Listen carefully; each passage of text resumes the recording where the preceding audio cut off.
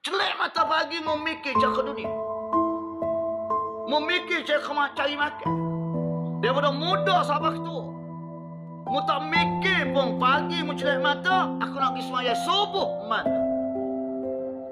Sedangkan subuh pukul 5.51 pagi. Sekolah mu buka 7.30.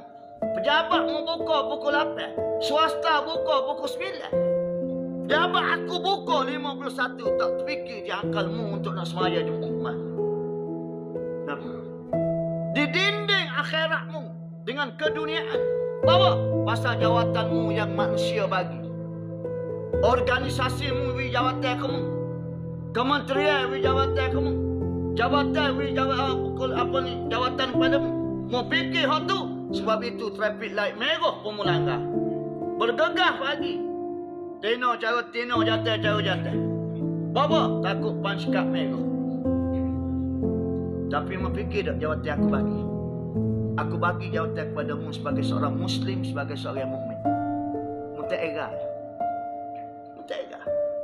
Mu lebih besar jawatan manusia bagi daripada jawatan yang aku bagi. Mu ingat semua kan aku bagi jawatan Muslim, mukmin. Ramai lagi hak kafir. Aku tak beri jawatan. Mu ni nak syukur kerana Allah Ta'ala mengislamkanmu. Allah Ta'ala memberikanmu sebagai orang yang beriman, mukmin. Allahu Rabbi ya Karim. Jawatan yang tak nak beli dunia akhirat. Tapi mu tak dapat jawatan.